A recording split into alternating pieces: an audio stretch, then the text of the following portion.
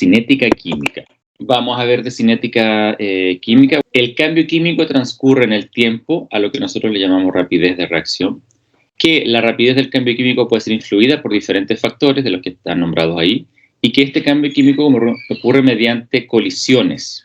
El ácido acético del vinagre, que tiene esta fórmula, se junta con el bicarbonato de sodio, que es un sólido cristalino, por lo tanto yo saqué solamente una unidad, un sodio y un bicarbonato, y nos da acetato de sodio, que es una sal, nos da agua y nos da el dióxido de carbono. Esto es lo que infla el globo.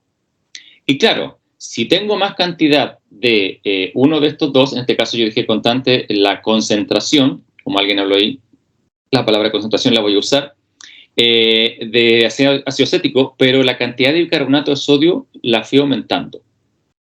Entonces, claro, al tener más cantidad de bicarbonato de sodio, la reacción es más rápida, ¿no? Porque consume más rápido el ácido acético, se ve rodeado por más bicarbonato, así que reacciona más rápido.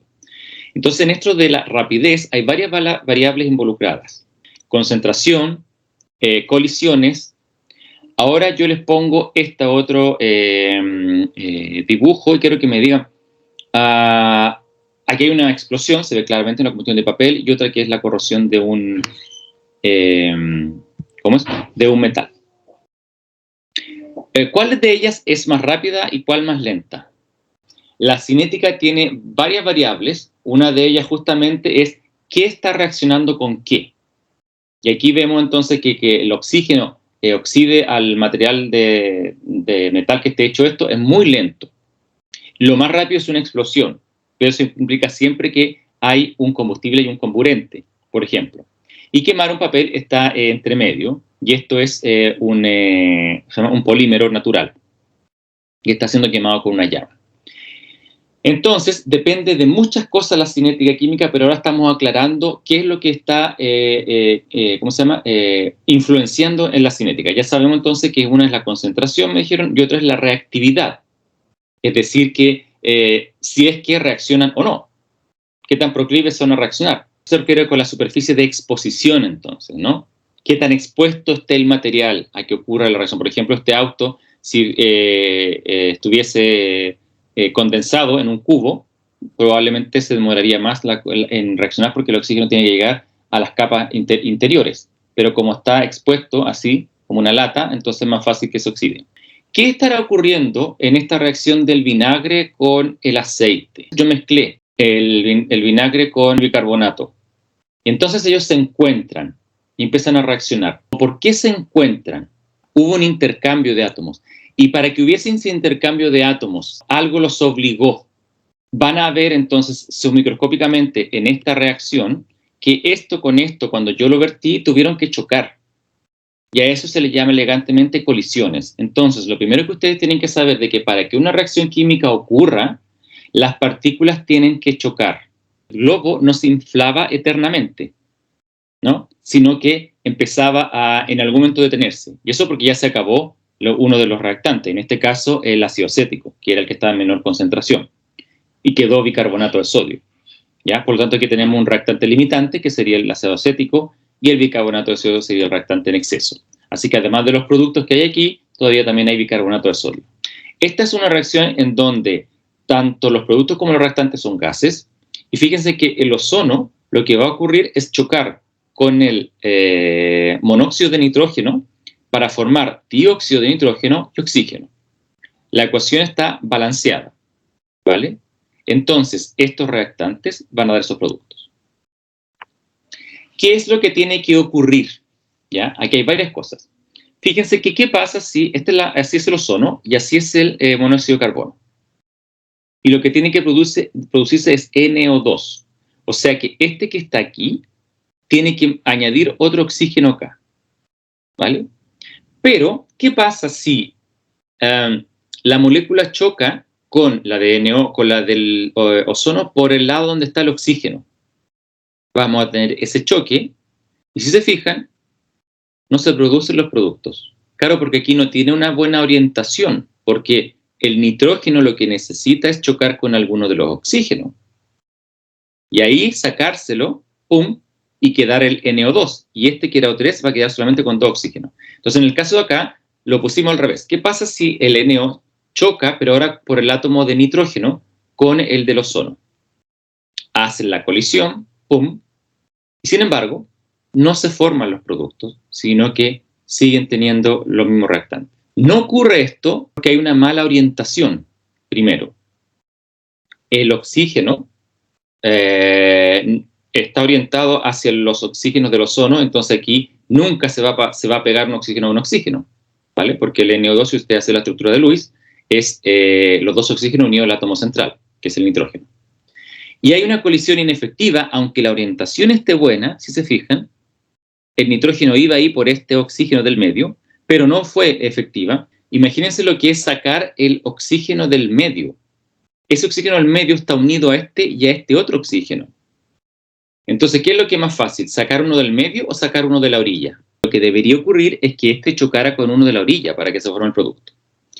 Y esto es lo que ocurre. Pues. Fíjense que el nitrógeno del monóxido de nitrógeno ahora va a chocar con un oxígeno de la orilla. ¡Pa! Listo. La orientación es excelente. Sin embargo, no ocurre la reacción. Si la energía o la aceleración que yo le puse a estas dos partículas no fue la necesaria, por más que choquen, no va a pasarse un átomo a la otra molécula para formar las nuevas moléculas que quiero. O sea, es buena la energía, pero la buena orientación, pero es mala la energía. No es insuficiente. Es decir, que la colisión tiene que tener también una buena energía, si no, no se va a producir. Finalmente, para que ocurra entonces la reacción esta, lo que debe ocurrir es que tiene que haber una buena orientación. Fíjense, ahí va, y este viene para acá, van a chocar el nitrógeno con el oxígeno, pum, ahí se produce la colisión, y la energía es tan alta, tan grande, o sea que la velocidad que llevaban esto era tan grande, que sí, ahora este oxígeno de aquí se le pasó al nitrógeno, y ahí se formó recién el dióxido de nitrógeno, y quedó el oxígeno como producto. Entonces, para que ocurra esta reacción, es esto lo que tiene que pasar. Y no solamente esta. Para que ocurra cualquier reacción química, estimados y estimadas, tiene que haber siempre una buena orientación y una energía suficiente. Si no, no se van a producir los productos. Vale. Ahora, ¿qué es lo que pasa? Que nosotros podemos tener colisiones no solamente entre dos moléculas, sino que pueden ser entre tres, entre cuatro, entre una, y a eso se le llama molecularidad. ¿Vale? Por ejemplo, si existe una sola especie como reactante, esta es una reacción unimolecular. Es decir, que esta choca entre ellas o se rompe. Pero podría ser también que hubieran reacciones bimoleculares. Entonces, en la misma molécula, para que dé el producto, tienen que chocar estas dos entre ellas, o hay dos productos, como es en el caso que le estaba mostrando del monóxido de nitrógeno con el oxígeno, o el que estábamos viendo del bicarbonato con el ácido acético. Y esos se llaman bimoleculares. Pueden tener también tres, es decir, trimoleculares, o sea, que exista el mismo reactante, pero que tengan que chocar a la vez tres de esos reactantes para dar el producto. O, por ejemplo, podría ser esta, en que hay dos de uno de los reactantes y uno del otro. Como podría ser dos de este y uno de este. Ahí seguirían siendo, chocan tres a la vez. Como podrían existir también tres reactantes distintos que choquen a la vez para dar los productos que sean. Y no hay más. No existen las reacciones tetramoleculares. Es muy improbable que cuatro reactantes choquen al mismo tiempo, es decir, se pongan de acuerdo, recordándose justamente que aquí existe esto al azar. Imagínense entonces lo que yo estaba haciendo, de que mantuve el volumen constante de ácido acético, pero aumenté el de bicarbonato. ¿Ya? Entonces, para una reacción simple entre A y B, para dos reactantes para dar los productos que sean, fíjense lo que pasa con la concentración cuando yo la aumento y las colisiones. Si tengo, por ejemplo, 2 de A y 2 de B, puede ocurrir que A colisione con esta de B o con esta de B, o esta A colisione con esta de B y con esta B, o al revés. De modo que ahí lo que tengo, existen 4 colisiones posibles entre 2 moléculas de A y 2 moléculas de B. O sea que la reacción ahí es 1 a 1. Pero ¿qué pasa si tengo 4 de A y 2 de B, o 2 de A y 4 de B? Que sería el caso del bicarbonato con el ácido acético, que estaba a uno mayor concentración del otro. O sea, existe que este puede chocar con estas 4, o este puede chocar con estas 4. Y lo mismo ocurre si la reacción es 2 a 4 en este caso. De modo que al duplicar el número de cualquiera de las moléculas, aquí yo dupliqué el de A, Entonces, pero no ambas, sino que solamente las de A, el número de colisiones se incrementa a 8. En este caso se duplicó las de B. Entonces aquí también hay 8. Y finalmente, si yo duplico ambas, tanto las de A como las de B, el número de colisiones se incrementa a 16. O sea, ustedes se pueden imaginar ahora de por qué entonces los globos se inflaban más y por qué la reacción era más rápido.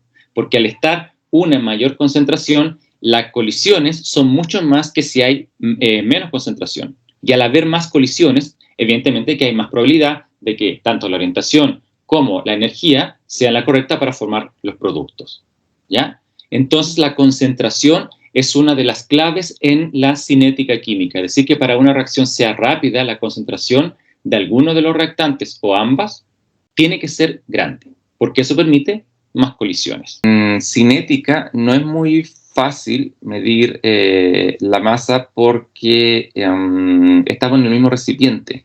La reacción ocurre entonces como peso los reactantes y como peso los productos, ¿ya? Entonces, aquí yo les tengo una reacción química que es la descomposición del azometano. Y hay una pregunta dice, bueno, ¿y cómo ocurre esto? La pregunta, claro, tiene que ver con qué ocurre cuando tenemos un solo compuesto y se descompone en dos productos. Pero mi pregunta no es solo eso, sino que cómo yo puedo saber que el azometano está desapareciendo y el etano y el dinitrógeno están apareciendo. Entre paréntesis, la ecuación está balanceada. ¿Qué puedo medir? Si tuvieran que graficar la concentración de las sustancias versus el tiempo, ¿cómo sería ese gráfico? Esta es la concentración de los gases y aquí es el tiempo que transcurre de la reacción. ¿Cómo sería entonces un gráfico de la concentración del azometano, por ejemplo, versus en el tiempo, y del etano o del nitrógeno en el tiempo? Aquí tengo yo nuevamente el gráfico del azometano descomponiéndose al etano. Y fíjense que lo que va a pasar, lo puse más grande.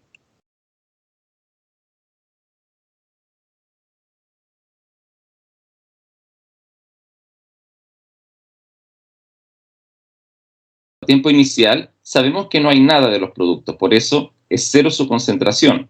¿Ves? Ahí está. Y en el azometano debe haber una concentración al inicio, supongamos esta que es 9.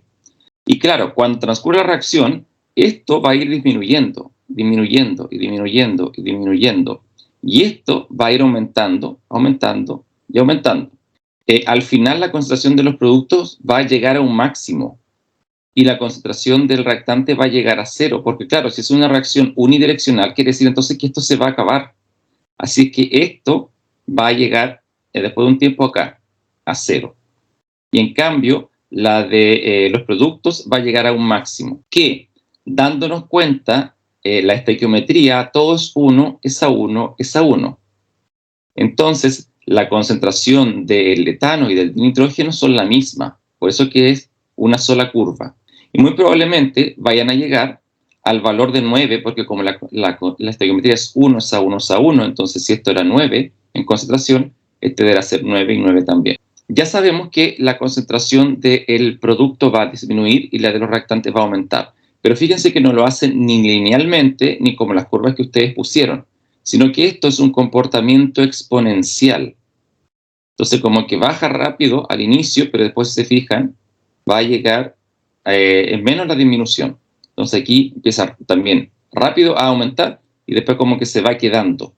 ¿Por qué creen ustedes que esto tiene un comportamiento exponencial, o sea, una curva que aumenta rápido al inicio y después no, y no podría ser a lo mejor lineal, una línea para allá y una línea recta para abajo? Imaginémonos entonces para un sistema más simple, ¿ya? Por ejemplo, supónganse que tienen, para que se forme B, 2 moles de A, es decir, que 2 moléculas de A tienen que chocar y formar B.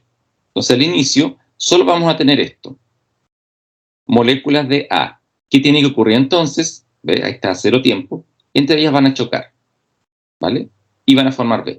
Entonces, ¿qué esperarían ustedes pasado un tiempo? Si los círculos, las esferas, perdón, negras son A, deberían aparecer las esferas B. Eso. Ahí llevamos, no sé, 20 minutos.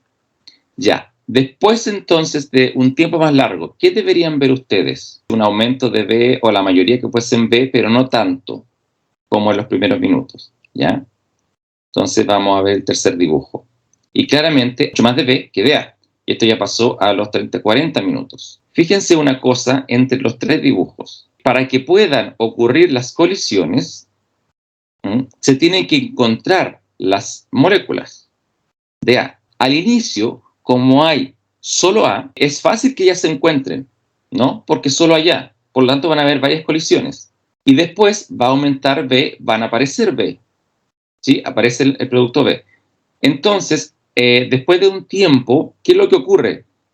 Todavía hay mucho de A y poquito de, o sea, y un poco de B. Entonces, si ustedes, la facilidad con que se encuentren estas dos, todavía es grande, pero menos con respecto al inicio, porque ahora hay B.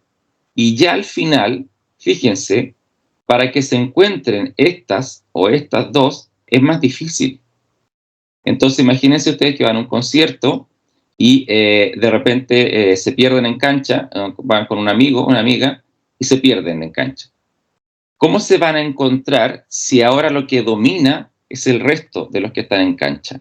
Probablemente se van a llamar por celular, acá se van a encontrar. Cuando uno llega al concierto, primero no está todo lleno, empiezan a dar poquitito, entonces es fácil ver a otra persona dentro de un concierto. Pero cuando ya se empieza a aglomerar y se llena la cancha, entonces es más difícil para otras personas, si se pierden, encontrarse. Esto es lo que pasa entonces en una reacción, en cualquier reacción, y por eso es que las curvas no son lineales y son exponenciales, porque al inicio hay tanto de A que por lo tanto es fácil que se encuentren y por lo tanto las colecciones son máximas, y por eso es que la concentración disminuye rápidamente. Pero después, fíjense al final, hay poco de A. Entonces, para encontrarse, tienen que superar las colisiones con los B.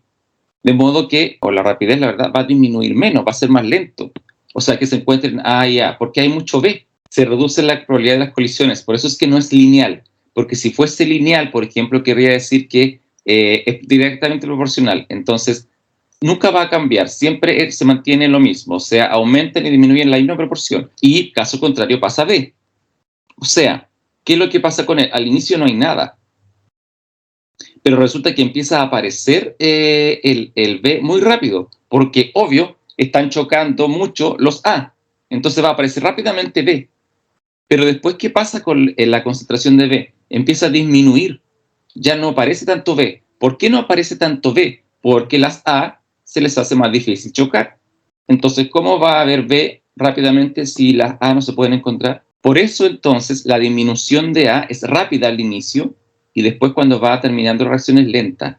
Y lo mismo con B.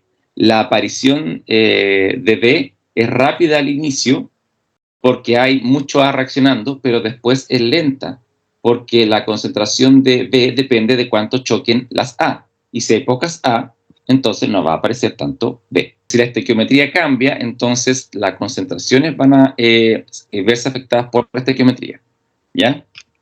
¿Qué es lo que vamos a ver ahora?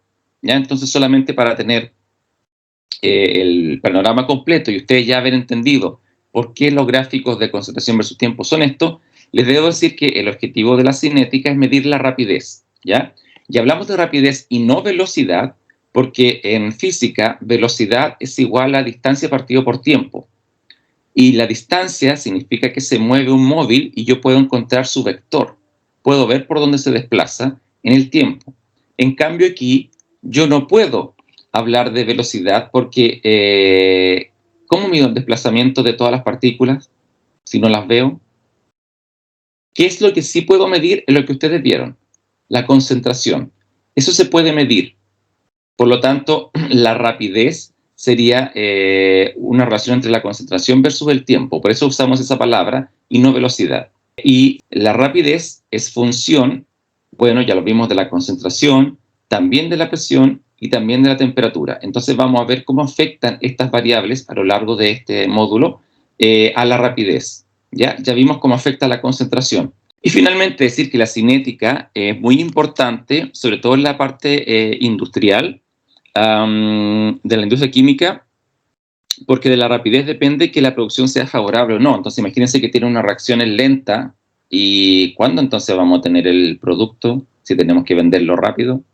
Entonces hay que buscar maneras de acelerar la reacción o cambiarla y buscar una alternativa que sea más rápida, ¿vale? Entonces vamos a meterle ahora numeritos a esto de las concentraciones. Para la reacción que estamos estudiando, yo podría ver la rapidez de esto viendo cómo cambia la concentración del azometano en el tiempo, ¿ya? Entonces, este delta, no se olviden, siempre es la diferencia de lo que hay final con lo inicial. En este caso, nosotros usamos el paréntesis para denominar concentración. Y, por ejemplo, etano, la rapidez está dada por la concentración del etano, la variación, perdón, de la concentración cuando varía el tiempo, ¿vale? Y de acuerdo entonces a lo que está ahí, ustedes se pueden dar cuenta de que la variación de la concentración sería la concentración final que tiene el etano menos la concentración inicial, y lo mismo para el tiempo final menos el tiempo inicial. Esto yo sí lo puedo calcular. Hay distintas técnicas para encontrar las concentraciones iniciales y finales, ya en cinética. Una de las más comunes es la espectroscopía, es decir, que yo pongo la reacción en una cubeta que es de cuarzo y le tiro un rayo, y entonces hay un fenómeno de absorción, es decir, el producto, por ejemplo, o el reactante absorbe luz, y la luz que no se absorbe y pasa, esa es la que se mide. Entonces, si aumenta, por ejemplo, la concentración del producto, el producto va a empezar a absorber harta luz, por lo tanto, yo voy a ver que la que pasa es poca, entonces voy a ver un aumento en la concentración. Entonces, es una relación entre lo que se llama absorbancia y concentración. Eso se puede ver. Y hay otras técnicas, ¿vale?, que no vamos a mencionar aquí. Sin embargo, sepan ustedes que se puede medir la concentración. Eso es medible. Así que quédense con eso también. Es medible, ¿ya? Por lo tanto, ahí está definido qué es lo que es la rapidez de la reacción, el cambio en la concentración de reactivos o productos en un intervalo de tiempo, que es lo que está mostrado acá abajo, ¿ya? Entonces, si ustedes dividen esto por esto, eso es la rapidez. Nos podemos dar cuenta para el etano o para el dihidrógeno, que la curva es la misma, se ve que aumenta rápido al inicio, pero después está aumentando lentamente su concentración. O sea, de que si yo tuviera que medir, como me dijeron antes, las rapideces, es decir, la concentración final menos la inicial partido por el tiempo final menos el tiempo inicial, yo podría tomar, por ejemplo, estos dos puntos. Es decir, aquí tengo la concentración inicial, 2 por 10 a la menos 3 mol partido por litro, menos la concentración inicial, que sería 0. Y el tiempo final, que sería 25 minutos, menos el tiempo inicial, que es 0. Pero si ustedes se fijan, lo hago para este intervalo, para este, y para este, y para este, y para este, y ahora para este, no va a ser la misma velocidad. Es decir, que la pendiente va cambiando. Y ya sabemos por qué va cambiando la pendiente, ¿no? Es decir, por qué es tan rápido el inicio y después tan lento. Es por que disminuyen las colisiones al final, ¿ya? Entonces, esta pendiente que es tangente a cada punto de los puntos que existen en la recta es la llamada rapidez inicial. Para el etano y el dinitrógeno, la pendiente es positiva. Yo puedo escribir la rapidez en términos de el etano o en términos del dinitrógeno, porque son iguales. ¿Ves? Las concentraciones son iguales, la misma curva, porque acuérdense que la estoiquiometría era 1:1. Entonces, esta expresión es tan válida como esta otra. Y es positiva, como ustedes pueden ver la pendiente, porque siempre va para arriba, ¿vale? Solo que va disminuyendo. Sin embargo, para el azometano, la pendiente es negativa, porque parte desde acá y empieza a disminuir. Entonces, si ustedes calculan el valor final menos el valor inicial de la concentración, les va a dar un número negativo. El tiempo les va a dar un número positivo. Eso va a ser siempre así, porque lo final siempre va a ser más grande que el inicial. Pero en el caso de la concentración, no. En el caso de la concentración, esto le va a dar negativo, porque va a ser un número pequeño restado a un número grande. O sea, la concentración inicial es más grande que la concentración final. Por eso es que se le tiene que poner un signo negativo delante, porque como esta resta va a dar negativo, entonces con el negativo delante se da positivo, porque las rapideces se informan, o mejor dicho, tienen unidades positivas, no negativas, ¿ok? Porque la velocidad, también de un cuerpo en física, tiene una magnitud siempre positiva, o sea, avanza como un vector. Acá, para que quedara positivo, le pusimos el signo delante, ¿ya? Pero entender que si yo dibujo la curva aquí del azometano y hago esto mismo, las pendientes, que ustedes saben ya que es, si se acuerdan, y2 menos y1 partido por x2 menos x1, bueno, aquí el y2 es la concentración final y el y1 es la concentración inicial, y acá abajo el x2 es la tiempo final y el x1 es el tiempo inicial, ¿ya? Si se acuerdan, así se acaba la pendiente de una recta. Vale, entonces teniendo esto en cuenta de que rapidez para este es positiva y para el reactante o los reactantes es negativa, podemos resumir entonces que la rapidez se puede escribir en estos términos del etano o de nitrógeno o de el azometano. De modo que la rapidez es igual a esto y esto es igual a y este es igual a esto. ¿Ya? O sea que la rapidez se puede escribir en términos de cualquiera de los tres.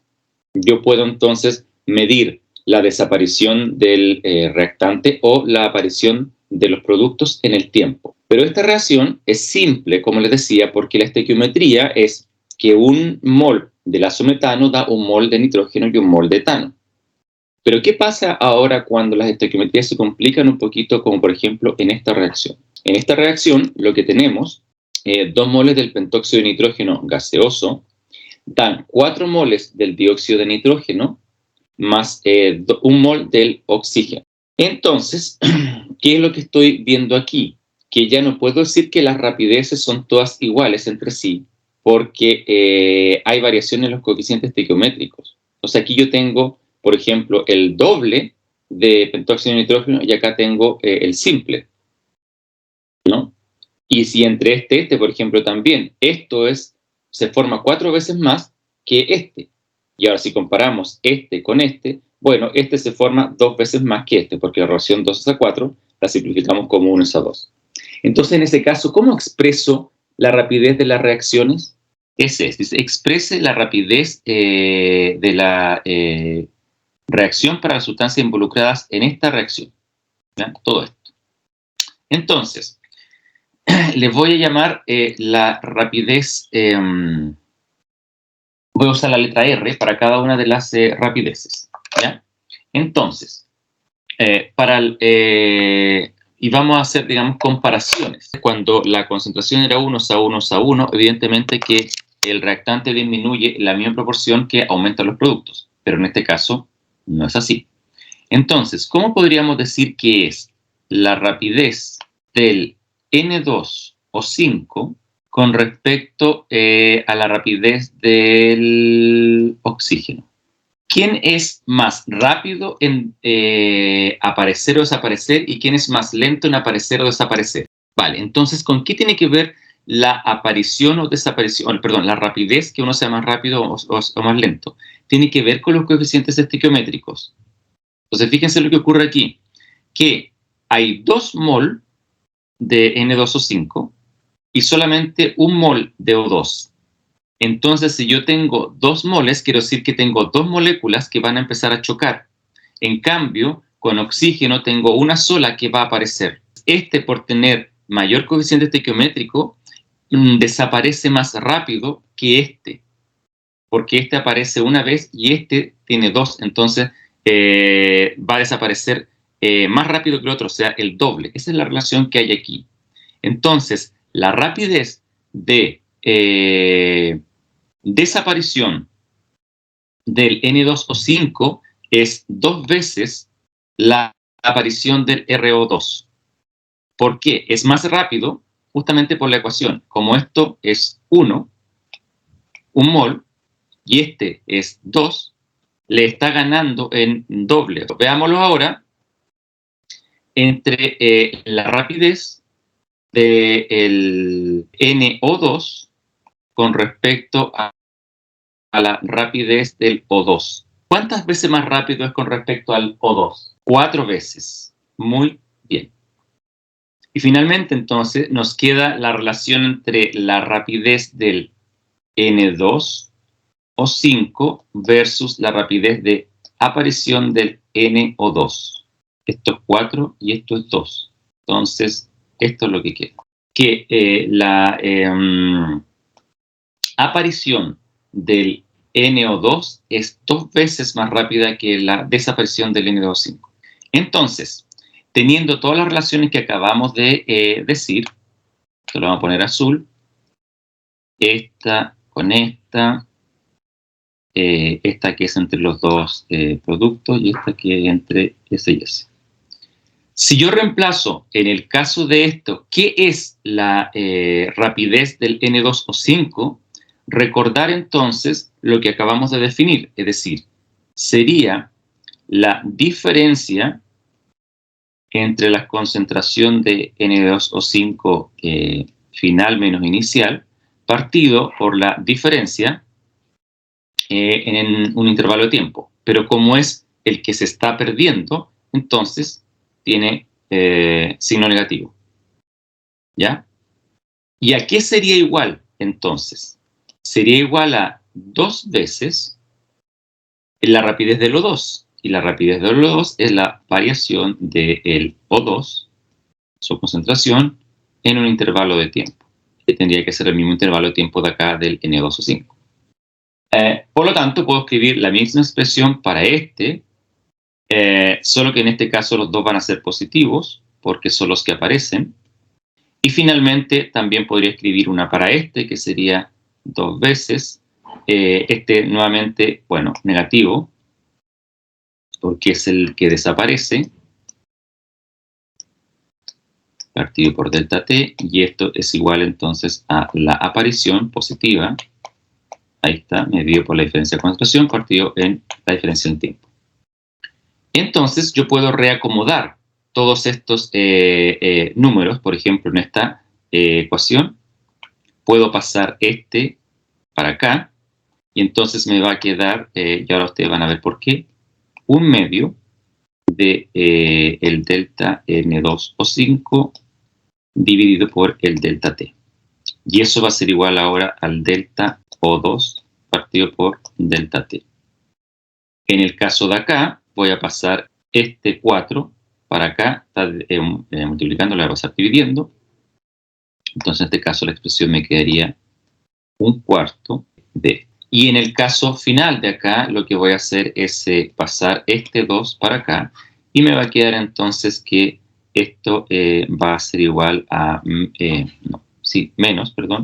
el delta del N2 O5 partido por delta t, y esto va a ser igual a 1/2 del delta NO2 partido por delta t. Y entonces ahora tenemos todas las expresiones igualadas, ¿vale? Que son todas estas que están aquí. Por lo tanto, ahora podemos decir que esto es igual a esto, pero también esto es igual a esto, ¿se fijan? Y esto es igual a eso. En resumen, yo puedo escribir lo siguiente. Ya que son todas igualdades, entonces si se fijan que este es igual a este, ¿vale? Y este está aquí, por lo tanto, esto es igual a esto, así es que este lo sería igual a ese. Y hay otra expresión acá que me dice que esto es igual a esto. Por lo tanto, también lo puedo poner aquí, todas seguidas. Entonces, ¿qué me quedaría finalmente? Que la rapidez se puede expresar de las siguientes formas. Menos el delta de el N2O5 dividido por delta t. Y esto sería igual a 1/2 del delta NO2. Y esto tiene que ser igual ahora a que la variación de este es 2 veces la variación del oxígeno. Así que esto sería 2 veces el delta del O2 partido por delta T. Es decir, entonces, que ahora puedo escribir la rapidez en términos de todos los reactantes y productos, teniendo en cuenta los coeficientes estequiométricos. ¿Ya? Ahora bien, se deduce, y eso es lo que les voy a mostrar ahora, que para que no tengan siempre que estar haciendo esto, de pensar, porque alguien esto ya lo hizo antes, una fórmula de cómo expresar todo esto para que sea lo mismo en rapideces. Para una reacción en general, en que ustedes tienen A moles de A más B moles de B para dar C moles de C y D moles de D, entonces la rapidez se escribe así. Para los reactantes siempre es la variación de la concentración en el tiempo, pero con signo negativo. ¿Ven? Y también para B. Es decir, que el coeficiente estequiométrico va a ir siempre abajo. ¿Ok? Entonces esto sería, si tiene un 2 ahí, aquí iría un 2. Si este tiene un 3, acá iría un 3. Y pasa lo mismo para los productos. Si este tiene entonces aquí un 2 es un 2 y si este tiene un 5 aquí es un 5. Y siempre se escribe así. ¿Ya? Ahora, en el caso de anterior estén así, pero profe quedó el 2 arriba. Pero es que el 2 no es el coeficiente estequiométrico del oxígeno porque estaba en relación esa 4 con el NO2. Por eso es que nos quedó arriba. ¿Ya? Pero para, ¿cómo se llama? La mayoría, para todas las reacciones, cada vez que entonces se las presenten, ustedes las pueden escribir en estos términos. Y ahora ustedes se van a dar cuenta, con el ejercicio que vamos a hacer, que se comprueba que es así. Entonces, aquí les tengo un ejercicio para que pongamos en práctica esto inmediatamente. Entonces, ¿cómo va a variar las concentraciones? Y ahora tenemos números, ¿ya? Porque teníamos la teoría, vamos a ponerle a esa fórmula números. Este que es el bromato acuoso reacciona con 5 moles de bromuro, 6 moles de iones de hidrógeno, para dar 3 moles de bromo, gas, y 3 moles de agua líquida. Esto es una reacción de oxidorreducción que ya la vamos a conocer más adelante, mucho más adelante. Entonces, lo que han encontrado es que el delta de concentración del BRO3, del bromato, perdón, partido por la variación en el tiempo, es 7.5 por 10 a la menos 2 mol litro a la menos 1 segundo a la menos 1. Ojo aquí entonces con las unidades, que primera vez que nos aparecen. Si esto es concentración, entonces en el numerador debe ser mol partido por litro. Y en el denominador debe ser una unidad de tiempo, que si usamos sistema internacional, debería ser partido por segundo. Por eso es que aquí está escrito mol, litro a la menos 1, segundo a la menos 1. Y dice que en cierto intervalo de tiempo, ¿vale? No nota de intervalo de tiempo, será un delta T. Entonces, ¿cuál es el valor de la desaparición del bromo en ese mismo intervalo de tiempo? Entonces, si vemos que la desaparición del bromo es igual a esto, pero no miremos el número, sino que veamos lo que aprendimos. La desaparición de esto va a ser igual a la desaparición de esto, pero este va a estar dividido por ¿cuánto? Por 5, o sea que yo puedo escribir esto. Si se fijan, la desaparición del bromato en el tiempo es menos un quinto la desaparición del bromuro en el tiempo. Y puedo escribirlo para todos los demás, es decir, la desaparición del ion hidrógeno va a ser 1 partido por 6, la aparición del bromo va a ser 1 partido por 3 y la aparición del agua 1 partido por 3. ¿Vale? Ahí está escrito equivalentemente las rapideces, que son, ustedes independientemente pueden usar cualquiera de estas, pero todo esto es rapidez. Pero no me están preguntando por estas, sino que me están preguntando por esta. ¿Vale? Entonces, ¿qué me están diciendo? Me dicen que esto, que está aquí, o sea, esto, que está aquí, es igual a 7,5 por 10 a la menos 2 mol litro a la menos 1 segundo a la menos 1. Y me preguntan cuánto vale esto que está aquí. Entonces, ¿qué hago? Evidentemente voy a reemplazar aquí este número, porque eso es lo que me están diciendo. ¿Verdad? Entonces me voy a quedar solamente con esta expresión que es la que me están preguntando. Al reemplazar queda así, pero me están preguntando el delta bromuro partido por delta T, no un quinto de eso. Entonces, ¿qué es lo que tengo que hacer? Pasar este 5 que está multiplicando para acá, perdón, dividiendo, pasarlo multiplicando. Entonces, al multiplicar me queda esto, esa expresión, y la multiplicación de 5 por esta expresión me daría entonces que la velocidad de desaparición del bromuro con respecto al tiempo sería entonces 3.8 por 10 a la menos 1 mol litro a la menos 1 segundo a la menos 1. Ustedes pueden hacer lo mismo, y esto se los dejo de tarea, si tienen este valor, que es 7,5 por 10 a la menos 2, que equivale a esto. Entonces, ¿cuál sería la velocidad de desaparición de este? ¿Cuál sería la velocidad de aparición de este? ¿Y cuál sería la velocidad de aparición de este?